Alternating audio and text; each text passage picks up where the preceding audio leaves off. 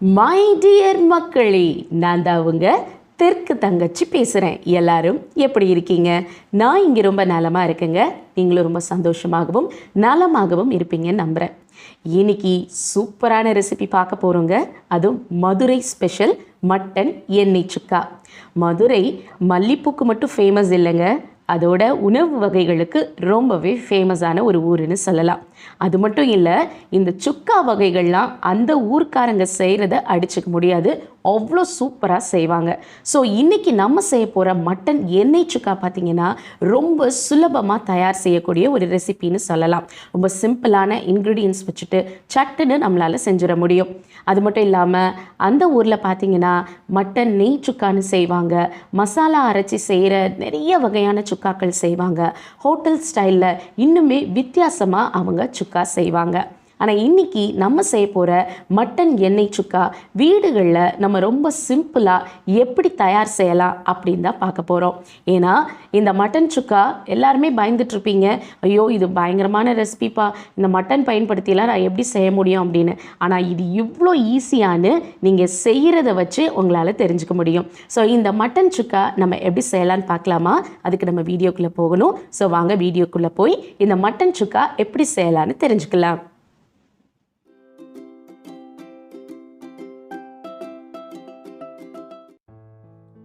இந்த மட்டன் சுக்கா செய்கிறதுக்கு தேவையான பொருட்கள் பார்த்தீங்கன்னா, நான் மட்டன் ஒரு 1/2 கிலோ எடுத்திருக்கேங்க. 1/2 கிலோக்கும் கொஞ்சம் கூட இருக்குன்னு சொல்லலாம், 600 கிராம் போல் இருக்கும். ஸோ இதை நீங்கள் போன்லெஸ்ஸாக வாங்கிக்கோங்க, அதுதான் நல்லது. மஞ்சள் சேர்த்து நல்லா க்ளீன் பண்ணி எடுத்து வச்சுருக்கேன். அப்புறம் பார்த்தீங்கன்னா இதுக்கு நம்ம நல்லெண்ணெய் பயன்படுத்த போகிறோம். ஸோ நல்லெண்ணெய் நான் ஒரு 60 ml போல் எடுத்திருக்கேன். ஒரு பாதி கையளவு நமக்கு கறிவேப்பிலைகள், ஒரு கையளவு நமக்கு முந்திரி பருப்பு எடுத்துக்கலாம், ஒரு மீடியம் சைஸ் பெரிய வெங்காயம் எடுத்துக்கலாம், ஒரு அரை எலுமிச்சை பழத்தினுடைய சாறு நமக்கு தேவைப்படும். அப்புறம் பார்த்தீங்கன்னா 1 டேபிள் ஸ்பூன் அளவுக்கு நமக்கு மிளகாய் தூள், 1 டீஸ்பூன் அளவுக்கு நமக்கு மஞ்சள் தூள், அதோட 2 டேபிள் ஸ்பூன் அளவுக்கு தனியாத்தூள், அப்புறமா 1 டேபிள் ஸ்பூன் அளவுக்கு நமக்கு இஞ்சி பூண்டு விழுது சேர்த்துக்கலாம். அதோட வீட்டில் அரைச்ச கரம் மசாலா பயன்படுத்திக்கோங்க. அப்புறமா தேவையான அளவு நம்ம உப்பு சேர்த்துக்கலாம். உப்பு நீங்கள் கல்லுப்பு பயன்படுத்தினீங்கன்னா இன்னுமே சூப்பராக இருக்கும். ஓகே, இப்போ ஃபஸ்ட்டு நம்ம என்ன பண்ண போகிறோன்னா மட்டனை நம்ம மேரினேட் பண்ண போகிறோங்க. ஸோ இந்த மட்டனை மேரினேட் பண்ணுறதுக்காக நான் சொன்ன போல் இது ஒரு 600 கிராம் போல் இருக்கும் இந்த மட்டன். இதை நல்லா சின்னதாக நான் கட் பண்ணி வச்சுருக்கிறேன். நல்லா சாஃப்டான மட்டனாக நான் வாங்கியிருக்கேன். ஸோ இந்த மட்டனை நான் என்ன பண்ணியிருக்கேன்னா மஞ்சள் தூள் சேர்த்து நல்லா அதை க்ளீன் பண்ணியிருக்கேங்க. உங்களுக்கு ஒரு சின்ன டிப் ஒன்று சொல்கிறேன். அதாவது மட்டனாக இருந்தாலும் சரி, சிக்கனாக இருந்தாலும் சரி, நீங்கள் நல்லா கழுவிட்டு அதை நல்லா ஃபில்ட்ரு பண்ணிடுங்க. அந்த தண்ணி, அந்த மட்டன்லேயோ சிக்கன்லேயோ தண்ணி இல்லாத அளவுக்கு நல்லா ஃபில்ட்ரு பண்ணி அதை ட்ரை பண்ணி வச்சுக்கோங்க. அப்படின்னா தான் நமக்கு அந்த மட்டனோ இல்லை சிக்கனோ நம்ம செய்கிற ரெசிபி டேஸ்ட் ரொம்ப நல்லாயிருக்கும். அந்த தண்ணி இல்லாமல் இருக்கிறதுனால சுவை ரொம்ப அருமையாக இருக்கும். இப்போ இதில் பார்த்தீங்கன்னா நான் 1 டேபிள் ஸ்பூன் அளவுக்கு நான் மிளகாய் தூள் சேர்த்துக்கொள்ள போகிறேன். உங்களுக்கு வேணால் கலருக்காக நீங்கள் காஷ்மீரி மிளகாய் தூள் கூட இதோட சேர்த்துக்கலாம். இதோட பார்த்தீங்கன்னா ஒரு 2 டேபிள் ஸ்பூன் அளவுக்கு நான் தனியா தூள் சேர்த்துக்கிறேன். இதோட 1 டீஸ்பூன் அளவுக்கு நமக்கு மஞ்சள் தூள் சேர்த்துக்கலாம். ஏற்கனவே மஞ்சள் சேர்த்து நம்ம க்ளீன் பண்ணியிருக்கோம். ஸோ பார்த்து பக்குவமாக சேர்த்துக்கோங்க. இதோட 1 டேபிள் ஸ்பூன் அளவுக்கு நான் இஞ்சி பூண்டு விழுது இதோட சேர்த்துக்க போகிறேன்.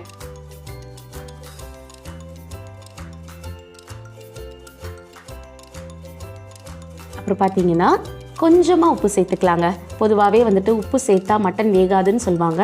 இருந்தாலும் நம்ம அந்த மசாலாஸ்லாம் மட்டனோட கொஞ்சம் நல்லா ஒட்டி பிடிக்கணுன்றதுக்காக நான் கொஞ்சமாக உப்பு சேர்த்துக்க போகிறேன். இப்போ இதை என்ன பண்ண போகிறோன்னா இது எல்லாத்தையும் சேர்த்து நல்லா மிக்ஸ் பண்ண போகிறோம். ஸோ உங்கள் கைகளை வச்சு மிக்ஸ் பண்ணுங்கள். கையை நல்லா வாஷ் பண்ணிவிட்டு உங்கள் கையை வச்சே நீங்கள் மிக்ஸ் பண்ணுங்கள். அப்போ தான் டேஸ்ட் நல்லாயிருக்கும். எந்த ஒரு பொருள் நம்ம செய்கிறதா இருந்தாலும் நம்முடைய கரங்களை பயன்படுத்தி நம்ம செய்யும்பொழுது அது ரொம்பவே நல்லா வருங்க. இது என்னுடைய ஒரு சஜஷன் தான். ஸோ இதை நல்லா நீங்கள் இந்த மாதிரி மிக்ஸ் பண்ணி எடுத்துக்கோங்க.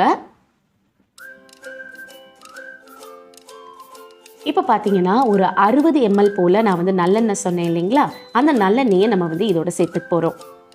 அதாவது ஒரு 1/4 கப் அளவுக்கு இருக்கும். இந்த நல்லெண்ணெயை சேர்த்து நல்லா அந்த மட்டன் எல்லாத்தையும் சேர்த்து நம்ம நல்லா விரவி மிக்ஸ் பண்ண போகிறோம். ஸோ நல்லெண்ணெய் வந்து உடம்புக்கு வந்து ரொம்ப குளிர்ச்சி தரக்கூடிய ஒரு எண்ணெய் வகையை சார்ந்ததுங்க. அதாவது இந்த நல்லெண்ணெய் வந்து பேர்லேயே இருக்குது நல்ல எண்ணெய். அதாவது இந்த நல்ல எண்ணெய் வந்து நமக்கு வந்து உடலுக்கு வந்து ரொம்ப ரொம்ப ஆரோக்கியம் பயக்கக்கூடிய ஒரு விஷயமாக அமைஞ்சிருக்கிறனால கூடுமான மட்டும் இந்த நல்லெண்ணெய் சேர்த்துக்கோங்க. ஆனால் எல்லாத்துக்கும் வந்து இது டேஸ்ட்டாக இருக்குமா அப்படின்னு நான் சொல்ல மாட்டேன். ஒரு சில ரெசிபீஸ்க்கு நல்லாயிருக்கும். அது எஸ்பெஷலி இந்த மட்டன் எண்ணெய் சுக்காக்கு இந்த நல்லெண்ணெய் பயன்படுத்தி செய்கிறது தான் ரொம்பவே நல்லாயிருக்கும். இப்போ பார்த்தீங்கன்னா நான் ஒரு கையளவுக்கு நான் என்ன பண்ணியிருக்கிறேன்னா முந்திரி பருப்பு இருக்குது இல்லையா, அதையும் இதோட நான் சேர்த்துக்க போகிறேன். சேர்த்து அதையும் நல்லா மிக்ஸ் பண்ணிக்கிறேன்.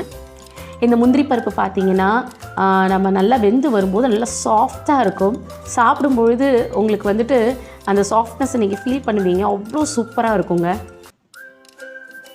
ஓகே, இப்போ பார்த்தீங்கன்னா இந்த மட்டன் எண்ணெய் சுக்காக்கு நம்ம வந்து இந்த மாதிரி மட்டனை மேரினேட் பண்ணி வச்சாச்சு. இது குறைஞ்சது ஒரு அரை மணி நேரத்துலேருந்து ஒரு 45 நிமிஷம் சொல்லலாம். நல்லா ஊற வச்சு எடுத்துக்கோங்க. வெளியிலேயே வச்சு இதை வந்து நீங்கள் நல்லா ஊற வச்சு எடுத்துக்கோங்க. நீங்கள் ஃப்ரிட்ஜிலலாம் வைக்க வேணாம். ஏன்னா ஃப்ரிட்ஜில் வச்சிங்கன்னா நம்ம எண்ணெய் சேர்த்துருக்குறோம் இல்லையா, அப்புறமா அது ஒரு மாதிரி இருக்கும், நல்லா இருக்காது. ஓகே, இப்போ பார்த்தீங்கன்னா நான் வந்து அடுப்பில் ஒரு குக்கர் எடுத்திருக்கேங்க. இந்த குக்கரில் இந்த மட்டன் கலவையை நம்ம சேர்த்து வேக வச்சு எடுத்துக்க போகிறோம். ஸோ அதுக்காக நம்ம ஊற வச்சு வச்சுருந்த இந்த மட்டனை எடுத்து நான் அந்த குக்கரில் சேர்த்துக்கிறேன்.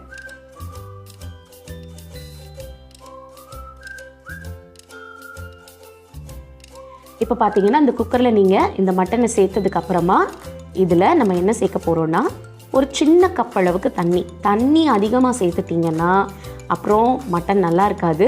அதனால் தயவுசெய்து தண்ணி வந்து அளவாக சேர்த்துக்கோங்க. அந்த மட்டன் வேகிற அளவுக்கு கொஞ்சமாக நீங்கள் சேர்த்துக்கிட்டா போதும். ஏன்னா மட்டன்லேருந்தே கொஞ்சம் தண்ணி வரும். அதனால் நீங்கள் அதிகமாக சேர்க்காதீங்க. இதையெல்லாம் சேர்த்ததுக்கப்புறமா இதை நம்ம ப்ரெஷர் குக் பண்ணி எடுக்க போகிறோங்க. ஸோ நீங்கள் நல்ல சாஃப்டான போன்லெஸ் பீஸ் வாங்கிக்கோங்க. பொதுவாகவே சுக்கா வகைகளுக்கு வந்து போன்லெஸ் மட்டனாக இருந்தால் தான் நல்லாயிருக்கும் சாப்பிட்றதுக்கு. அதனால தான் நான் திருப்பவும் சொல்கிறேன், போன்லெஸ் மட்டனாக நீங்கள் வாங்கிக்கோங்க. இப்போ பார்த்தீங்கன்னா நான் லிட் போட்டு அதை க்ளோஸ் பண்ணுறேன்.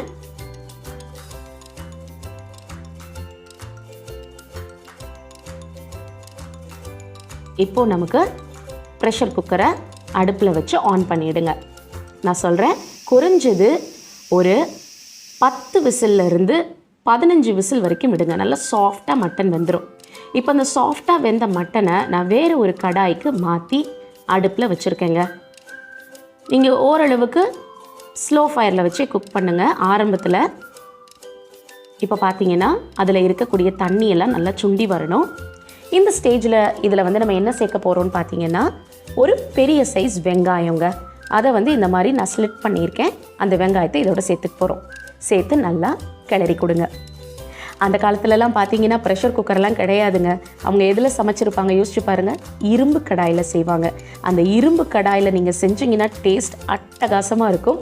ஸோ உங்கள் வீடுகளில் நீங்கள் இரும்பு கடாயை வச்சுருந்தீங்கன்னா அதில் நீங்கள் இதை செஞ்சு பாருங்கள், ரொம்பவே சூப்பராக வரும். அப்புறமா பார்த்தீங்கன்னா விறகடுப்பில் செய்வாங்க இல்லையா, அந்த விறகடுப்பு வந்து கொஞ்சம் நல்லா சீக்கிரமாக வந்துட்டு உங்களுக்கு எந்த பொருள் வச்சாலும் சமைச்சு கொடுத்துரும். ஏன்னு பார்த்தீங்கன்னா ஃபயர் வந்து நல்லா ஃபாஸ்ட்டாக இருக்கும். ஸோ ரொம்ப சூப்பராகவே அது வந்து சீக்கிரமாக தயாராகிடும். இப்போ பார்த்தீங்கன்னா இதில் ஒரு பாதி கையளவுக்கு இருக்கிற மாதிரி நான் கருவேப்பிலைகள் சேர்த்துக்கிறேன். கருவேப்பிலைகள் நீங்கள் கடைசியில் சேர்க்கும்போது அது வாசனை ரொம்ப அருமையாக இருக்கும். இப்போ அதையும் சேர்த்து நல்லா கிளறி விடுங்க. ரொம்ப சூப்பராக இருக்குங்க இந்த மட்டன் எண்ணெய் சுக்கா. எனக்கு ரொம்பவே டெம்ப்டிங்காக இருக்குது. இந்த அருமையான மட்டன் எண்ணெய் சுக்கா கண்டிப்பாக உங்கள் வீடுகளில் நீங்கள் ட்ரை பண்ணி பார்த்துட்டு எப்படி இருந்ததுன்னு கண்டிப்பாக கமெண்ட்டில் சொல்லுங்கங்க. இப்போ பார்த்தீங்கன்னா இதுக்கு தேவையான அளவுக்கு நம்ம உப்பு சேர்த்துக்க போகிறோம். நம்ம ஏற்கனவே கொஞ்சமாக உப்பு சேர்த்துருக்கோம். இப்போ தான் நமக்கு மட்டனுக்கு தேவையான அளவு நம்ம சேர்க்குறோம். ஸோ பார்த்து பக்குவமாக சேர்த்துட்டு அதை நல்லா கிளறி விடுங்க.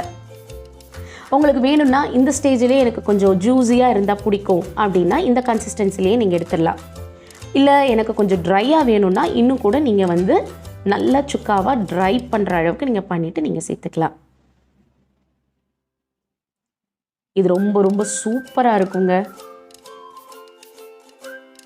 அந்த முந்திரி பருப்பெல்லாம் பார்த்தீங்கன்னா ரொம்ப ரொம்ப சாஃப்டாக வெந்திருக்கும். சாப்பிட்றதுக்கு ரொம்ப அருமையாக இருக்கும். இப்போ பார்த்தீங்கன்னா அந்த எண்ணெயெல்லாம் மேலே நல்லா சுண்டி வருது. இந்த ஸ்டேஜில் பார்த்தீங்கன்னா நம்ம ஒரு அரை எலுமிச்சை பழத்தினுடைய சாறை இதோடு சேர்க்க போகிறோம். இதில் வந்து நம்ம தக்காளி பழங்கள் சேர்க்க போகிறதில்ல. தக்காளி பழம் சேர்த்திங்கன்னா டேஸ்ட் வேறு மாதிரி இருக்கும். அதனால தான் நான் சொல்கிறேன், தக்காளி வந்து நீங்கள் அவாய்ட் பண்ணிவிட்டு புளிப்புக்காக இந்த ஒரு அரை எலுமிச்சை பழத்தினுடைய சாறை சேர்த்துக்கோங்க. இதெல்லாம் சேர்த்து சமைச்சு நீங்கள் சாப்பிட்டு பாருங்கள், டேஸ்ட் அட்டகாசமாக இருக்கும். இதை விட நான் இன்னொன்று சொல்லுவேன். எங்கள் வீட்டில் என்ன செய்வாங்கன்னா, எங்கள் மம்மி வந்து இந்த கடாயில் இதெல்லாம் செஞ்சுட்டு அதை எடுத்ததுக்கப்புறமா அந்த கடாயில் வந்து நல்லா சுட சுட ஆவி பறக்க ரைஸ் இருக்கும், அதை கொட்டி நல்லா கிளறி உருண்டை பிடிச்சி தருவாங்க. அவ்வளோ டேஸ்டியாக இருக்குங்க. ஸோ கடாய் சோறு நீங்கள் சாப்பிட்டது உண்டானா கண்டிப்பாக கமெண்ட் பண்ண மறக்காதீங்க. இப்போ பார்த்தீங்கன்னா ஓரளவுக்கு நல்லா வெந்து வந்திருக்கு. கடைசியில் நம்ம என்ன சேர்க்க போகிறோம், கரம் மசாலா. ஸோ நம்ம ஏன் இந்த கரம் மசாலா கடைசியாக சேர்க்குறோன்னு பார்த்தீங்கன்னா, இதனுடைய ஃப்ளேவர் வந்து த்ரூ அவுட்டாக இருந்துகிட்டே இருக்கும். நீங்கள் அந்த சாப்பாடை நீங்கள் சாப்பிடும் பொழுதெல்லாம், நீங்கள் அந்த மட்டன் எண்ணெய் சுக்காவை நீங்கள் ஓப்பன் பண்ணும்போதெல்லாம் அந்த ஃப்ளேவர் வந்து வந்துகிட்டே இருக்கும். அதுக்காக தான் இதை நம்ம கடைசியில் சேர்த்துக்க போகிறோம். ஸோ இதை நல்லா சேர்த்துட்டு நல்லா கிளறி விடலாம். ரொம்ப ரொம்ப சூப்பரான மட்டன் எண்ணெய் சுக்கா தயாராகிக்கிட்டே இருக்குங்க. அப்புறம் என்னங்க, டைம் வேஸ்ட் பண்ணாதீங்க, இப்போமே கடைக்கு போங்க, மட்டன் வாங்கிட்டு வாங்க, இன்னைக்கு சூப்பராக சமைச்சு சாப்பிடுங்க. ஒரு வீக்கெண்ட்லலாம் இந்த மாதிரி ரெசிபி செஞ்சு சாப்பிடுங்க, ரொம்பவே டேஸ்டியாக இருக்கும். இது ரொம்ப சூப்பராக இருக்குங்க. ஓகே, இந்த மட்டன் சுக்கா பார்த்தீங்கன்னா உங்கள் எல்லாருக்குமே ரொம்ப பிடிக்கும் நான் நம்புகிறேன். இது வந்து ஒரு ரசம் சாதத்துக்கு, ஒரு சாம்பார் சாதத்துக்கு சைட் டிஷ்ஷாக வச்சு சாப்பிட்லாம். இதை நீங்கள் ஒரு ஸ்டார்டராக கூட நீங்கள் சாப்பிட்லாம். ரொம்ப ரொம்ப சூப்பராக இருக்கும். இது ரொம்ப அருமையான ரெசிபிங்க. நீங்கள் ஒரு தடவை செஞ்சு சாப்பிட்டு பார்த்தீங்கன்னா திருப்ப இந்த மட்டன் சுக்கா கண்டிப்பாக செய்வீங்க. மட்டன் மந்த்லி ஒன்ஸாவது நீங்கள் எடுத்துக்கோங்க, உடம்புக்கு அது ஆரோக்கியம்தான். ஃபேட்டாக இருந்தால் கூட நீங்கள் மந்த்லி ஒன்ஸ் நீங்கள் எடுத்துக்கும் பொழுது அது நமக்கு ஆரோக்கியத்தை தான் கொடுக்கும். அதுவும் நம்ம சேர்த்துருக்கிறது நல்லெண்ணெய். இந்த நல்லெண்ணெய் பயன்படுத்தியிருக்கிறனால கண்டிப்பாக அது ஆரோக்கியம்தான், எந்த விதத்துலேயும் நம்மளுடைய உடம்புக்கு கேடு விளைவிக்காது. இந்த மட்டன் எண்ணெய் சுக்கா ரொம்ப சூப்பராக இருக்குங்க, ரொம்ப ரொம்ப சுவையாக இருக்குங்க. இப்போ இருக்கிற காலகட்டத்தில் பார்த்தீங்கன்னா எல்லா இடங்கள்லையுமே பசி, பஞ்சம், பட்டினி அப்படின்னு தலை விரித்து ஆடுதுங்க. இந்த மாதிரி நேரத்தில் நம்ம உணவு பொருட்களையோ இல்லை நம்ம தயார் செய்கிற உணவுகளையோ வீணாக்குறது ரொம்ப ரொம்ப தப்பான விஷயம்.